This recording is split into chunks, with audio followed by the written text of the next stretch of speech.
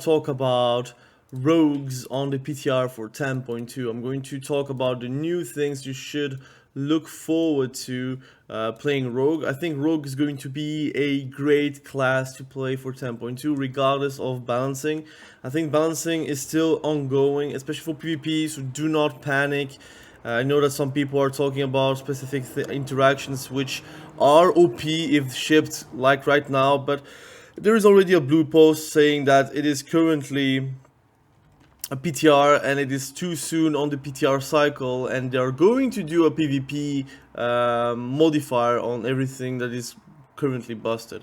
But I'm going to talk about the new changes. So I'm going to talk about the tier sets, about every single spec. I'm going to talk about the specs itself. What I'm going to do is probably maybe split these specs in 3 separate videos, because else it will be very long. I want to talk very in depth about those specs and how I see myself playing those specs with current form, with current builds.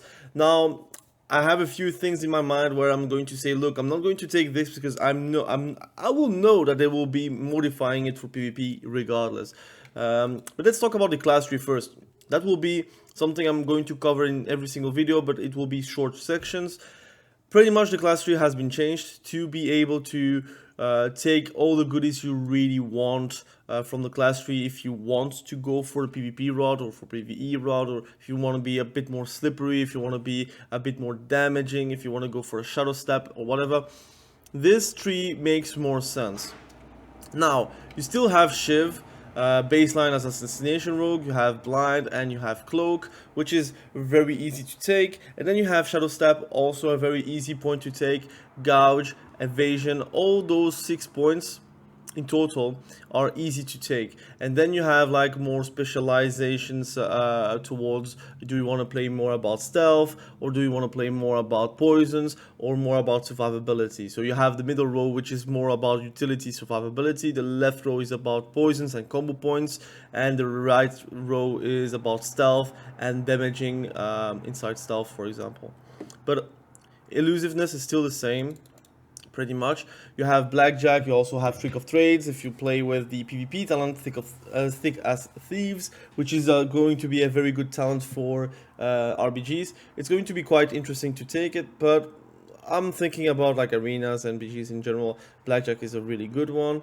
You have Shadowrunner, you have Subterfuge, which didn't really change, and I think those two are really cool to take and also very easy to take. You have Sprint, and then you have another new talent which is called Featherfoot, which is effectively giving you a 100% movement speed in total for sprint with a 4-second duration. So if I'm sprinting, you see I have 100%, and it's really fast. It feels really fast. And remember, if you're stealth, you're even more faster, because stealth gives you 20% more speed, and in general you're going to be able to outrun most slows as well. So you can see it as a slow removal, I guess, but it's alright. I think it's a very good talent, and most people in PvP will have to take it. Unbreakable Stride is easier to take in my opinion than previously. You also have Graceful Guile. Now you have like an extra charge on Feint, so if you want to survive, it's going to be quite good because it's a 15-second duration, so you can really spread it out and have those sweet 20% damage reduction, so you're going to avoid a lot of deaths because of that. We have also still Numbing Poison. I think it's easier to take right now than previously. You have still Nimble Fingers, Iron Stomach to improve your Feint, and Crimson Vial, which is also quite nice. And then you have also Fleet-Footed to augment your movement speed, and just the normal things going on, which is quite good. You have a new talent now, Superior Mixture, giving you another 10% speed reduction on your Crippling Poison. You have Recuperator, which is a lot higher on the tree, if I'm not mistaken. They changed locations from Acrobatic Strikes and Recuperator. So Acrobatic Strikes is a bit harder to take, but most specs will have to take it because it's so good, especially in PvP. You have a few changes, for example, Vigor. Now, Vigor, it gives you 100 maximum energy instead of 50, and it's a 15% energy regeneration by, it's augmented by 15%. It's now a 2-point, but it's really cool because Assassination Rogues can actually have a lot of energy. I have like 300 because of my spec. So it's very cool. And then you have Subtlety, still the same. I think it's a bit easier to take right now. Still Fate is now gone from the class tree, it's now on the assassination tree, which I'm going to talk about it on the spec tree section. We have acrobatic strikes, you still have echoing reprimand, still have resounding clarity and reverberation, but now resounding clarity is going to make those supercharges, anima charges, combo points on the 3, 4 and 5 combo points, so it's a bit easier to actually go for the first and the second combo point, and then you have the third, fourth and fifth to actually augment your damage by 7 combo points, which is quite nice. You have also a new reworked on marked for death. Now really marked for death is going to mark someone to die. Basically it's giving you full combo points, so it's not only 5 but it's full combo points, but it also increases the damage of your finishing moves by 15%. And there are a few builds, especially assassination rogues, they can play around like big combo points spenders, like for example Rupture. You also have your Crimson Tempest, which is also doing a lot of damage these days, and also your Envenom can also do a lot of damage, especially if you're still playing around Mastery. Good thing is, Soothing Darkness is a lot easier to take as Assassination Rogue. Every time you're going to vanish, it's going to heal you. And it's nerfed in PvP, I think, by 5 to 50%, but I think 12% is still respectable healing. But I think Subtlety Rogue is still going to be the most tanky spec out there, with a lot of like goodies on their spec tree that also augments their defensive power and prowess. In general, you also can be picking Shadowlands as a Assassination Rogue, but that really depends on the damage of Ambush and being good for playing around Ambush, which is, in my opinion, a dead playstyle. I don't think it's a good playstyle for Assassination Rogue like currently, but they might change that in the future, because it's still 10.2 early cycle. They can still change a lot of things, but this is pretty much the spec tree, the class tree. Now let's talk about the spec tree. A lot of things changed, a lot of things changed for the better, and a lot of things have changed, but they have to get nerfed somehow, some way in PvP, which is going to probably be happening this week or next week. But I want to talk really quickly about PvP talents. Nothing really changed, so I'm going to say that. Still think Emotex Toxin is not as worth to take, since you already have Wound Poison, which is effectively only going to give you 5% more healing reduction. But overall, I think you still have like a lot of talents that you can pick as Assassination Rogue, because you have a lot of choices. Now, your spec tree gives you directly Deadly Poison. That's the first point that you have to spend. I don't remember how it is on live though. I think it's Envenom, no? Or is it something else? But anyways, it's you get Deadly Poison directly, or is it Mutilate? I actually don't know. But Deadly Poison, and then you have like a few great things already, like choices wise. Powerful Blood actually augments your energy by 100, and you have a lot of interactions where you want to be above 100 energy to get a few things, but I'm going to show that as well. Venomous Wounds, again, regenerating energy, which is super good for Assassination, because we're playing around that. Improve Shiv, improving your nature damage by a Shiv. And then you have Elaborates Planning, which is now a 1-pointer instead of a 2-pointer, but it's also a choice node with Cut to Chase, so you'll have to see if you prefer to have Envenom augmenting the duration of Slice and Dice, or if you prefer the 5% increased damage. Personally, I like the 5% increased damage. Seal Fate, it's a no-brainer. You should be taking that at all times. You have Improved Poisons now. It's only 1 pointer, and it improves the application's chances of your weapon poisons by 5%.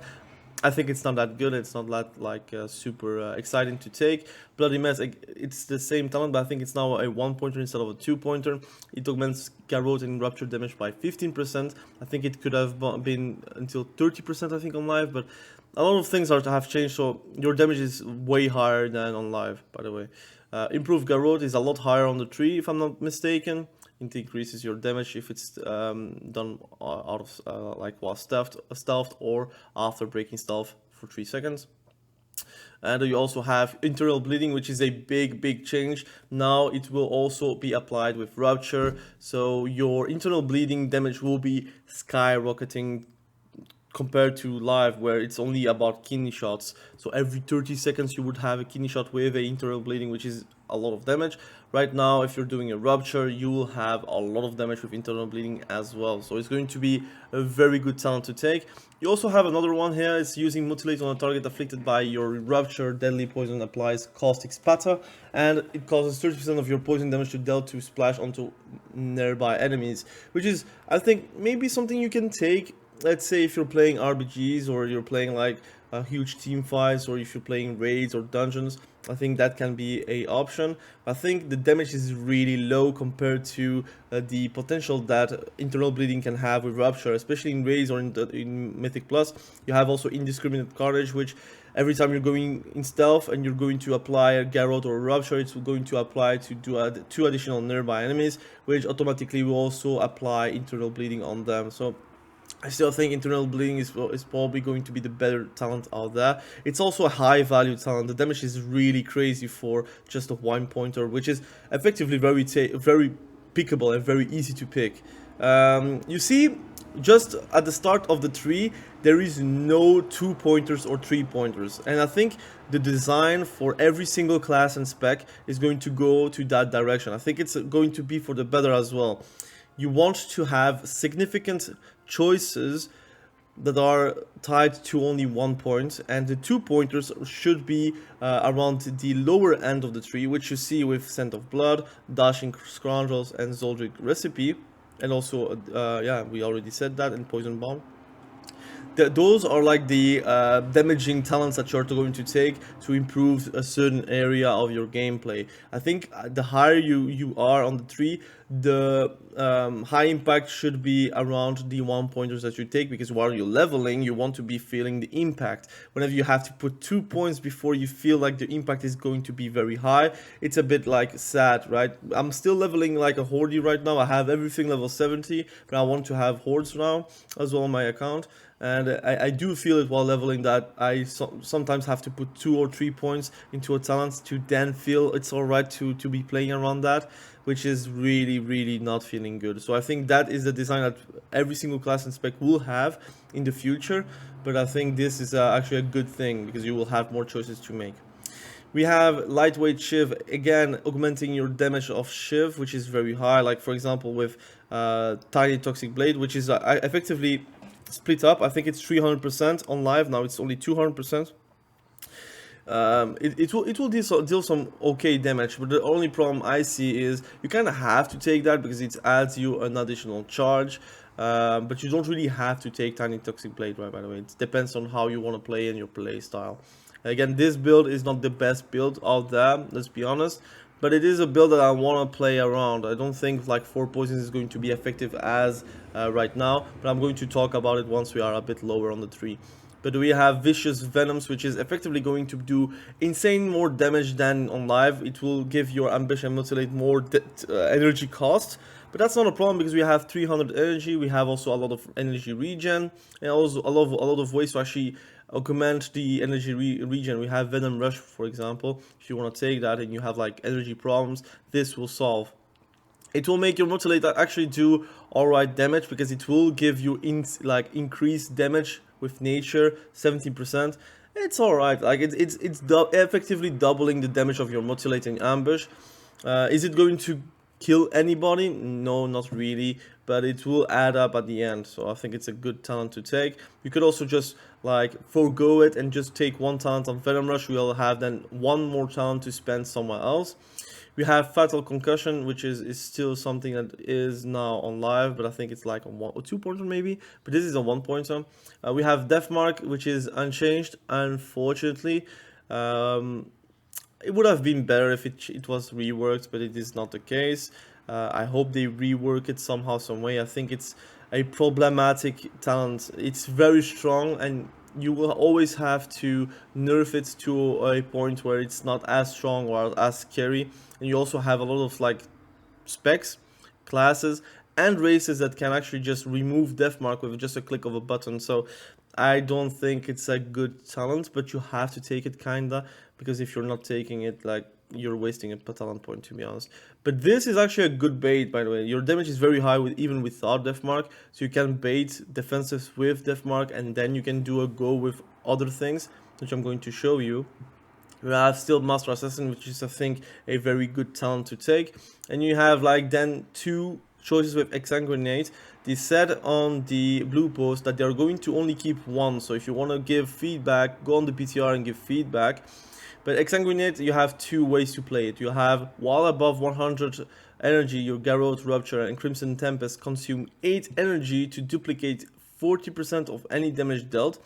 I know it's a mouthful, but if you're above 100 energy, every time you're going to take with Garrote, Rupture, and Crimson Tempest, it's going to consume 8 energy of you to duplicate 40% of any damage you deal. So every time you're going to be above 100, you will have like a take of Rupture. It's going to do -8, and then you cannot duplicate anything. And then whenever you're like 200 energy, it will duplicate every single time until you have under 100 energy. It is not very...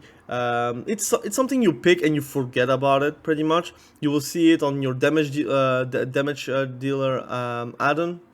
It will feel like you're doing more damage, but it is not active. It's like pick and forget it kind of thing. And then you have Exsanguinate, which is the same one we had before, but now it will have Garrote, Rupture, and Crimson Tempest consume 10 energy to duplicate 100% of any damage dealt last 10 seconds.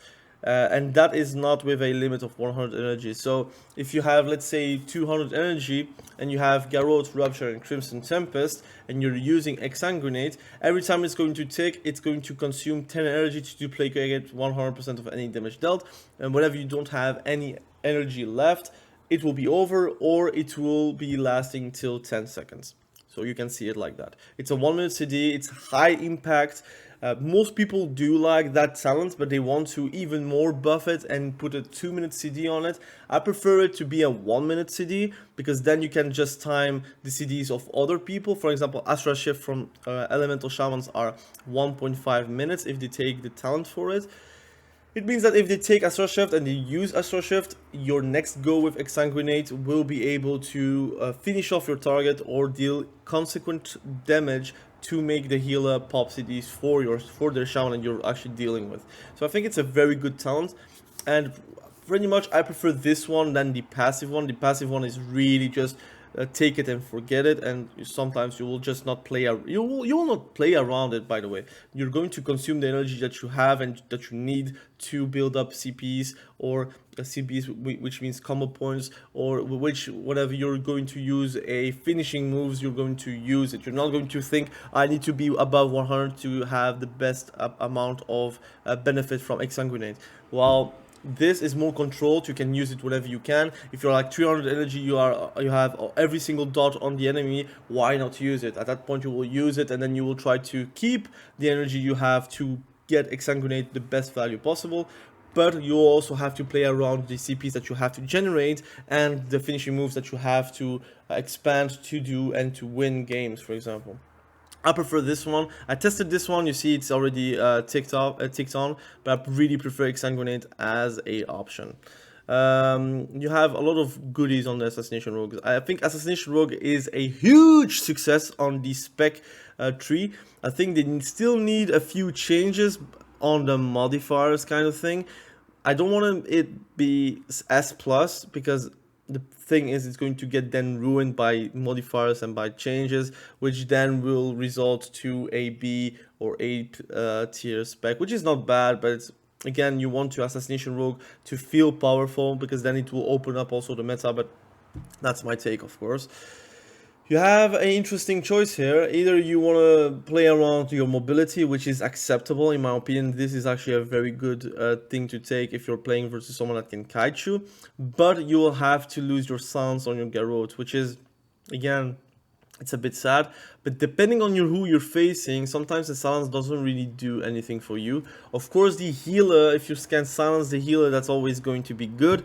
But let's say you're playing versus a resto druid, you don't really have a lot of options where you can open to the resto druid. He's going to be stuffed. So if you're playing versus a TSG resto druid, for example, you're doing a garrote on the warrior, the silence will not do too much for you, but it would be better to have maybe shadow step cooldown to be reduced, so you can actually just be more mobile. But that's a choice note. You can maybe work around that. I do also like the deal 15% reduced damage for 8 seconds. So I think it's still something you're going to take and you're going to enjoy, like as a talent, but there's always an option to get more mobility out of intent to kill. Lethal dose is still the same. I think right now with the amount of points you have and the things that you actually want to take, because it's very cool to have those high impact talents, it's very hard to take lethal dose. But you can actually remove vicious venoms, and you can maybe go for venom rush and then systemic failure, and then maybe go for blindside or tiny toxic blades to go further beyond. But the thing is, most people are going to play middle to right side of the tree instead of like the left side of the tree, where you have the good Kingsbane, which is an insane ability to press, which I really like, and you have arterial precision, basically giving 30% increased damage on your bleeds. So you'll have to see for yourself. Also Zoldric recipe, which is going to give you more damage on your bleeds as well, beneath 35% health, which is actually a very good combination with Sudden Demise, which I'm going to talk about a bit further down the line. But you also see on the left tree you have Crimson Tempest, which is kind of holding back by Throne Precision, because I'm not really a fan of that talent, although it will apply more weapon poisons with your crits. I personally don't really like that, but Crimson Tempest actually do a lot of damage. You see 120k over 14 seconds, and it also is multiplied with the enemies that you are inflicted 20% per target up to 100%. So if you're facing pet classes like Demonology, Warlock, or BM Hunter, I think Crimson Tempest is the most value talent that you can take instead of, let's say, Exsanguinate, or I don't know, there's other talent that you can maybe remove, like for example the left side of the tree. But there's a lot of options, so it's actually very good. We have Doomblade still, something that is alright to take. It will give you more value to your mutilate. You also have Systemic Failure, again improving the damage of your mutilate, which is improving your damage of nature damage, which is also improving your damage of Doomblade. So it's all really a good combination. And then you have Tiny Toxic Blade, which is actually effectively nerfed to split up the talents with Lightweight Shiv, but you still want to have Lightweight Shiv because of the additional charge, so you don't really have a choice there. Zoldric recipe is now a 2-pointer instead of a 3-pointer, which is ideal because then you can make more choices. Kingsbane is back to be a lone capstone instead of being like a choice node with Dragon Tempered Blades, which is a good thing. You see, whenever I hover on Dragon Tempered Blades, it is nerfed. Whenever you apply one additional lethal and non-lethal poison to your weapons, it will have 30% less applications chances. Now the question is, how much does it really need to be like a chance of application? Do you have easy time to actually get an application of your poisons, or don't you feel it? Will you feel it? That's the question. I think most people are still going to play around the mid tree and the right tree, but if you want to have like some good one-shot damage, you still kind of need to be on the left tree because of Kingsbane, Zoldric's recipe, and just in general arterial precision, which is a buff to your damage because you have 2 charges as well. Now you have the right side of the tree, which is also interesting. You have now Serrated Bone Spike, which is on the last tier of talents now instead of like being above. It's actually a good talent. It will always be a lot of value. It still is a choice node with Sepsis. Unfortunately, Sepsis is at 1.5 minute CD, and I'm not really a fan of it. I tried it. I prefer Bone Spike because it does more damage, has less energy spendage, but also gives you more combo points. Shrouded Suffocation, I think it's a bit nerfed from live, but it is still there. So whenever you are garroting from stealth, you will get 2 additional points. You have Scent of Blood now a 2-pointer instead of a 3-pointer with the same value. And you have now Sudden Demise, which is a new talent. So the bleed damage is increased by 10%, but also targets below 35% health instantly bleed out and take fatal damage when the remaining bleed damage you would deal to them exceeds 200% of their remaining health.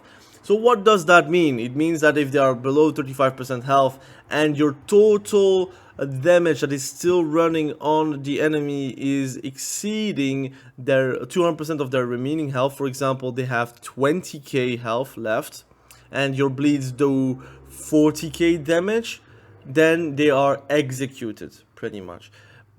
The problem is that in PvP it is a bit too exaggerated, and you will just get deleted like a touch of death of a 35% health without CD, by the way. So I think it will be kind of either not working on players, which I think is an option. I think it should be an option, or they're going to reduce it to, let's say, 10% health or 5% health. But the problem is, if you reduce it to 10% or 5% health, it will get deleted directly because of like the exceeding part. 200% of 10% health is not a lot. You have like 3 dots and it will be exceeding, right? So I think it will be also nerfed on the side of the exceeding. It should be like around 400%, 500%, which should then be applied like a sudden death kind of thing. But we'll have to see. I think it will be for sure nerfed, or either just not available in PvP, which I think should be the case. Or they should rework it to a certain extent where you are not going to one-shot someone, touch of death every single time.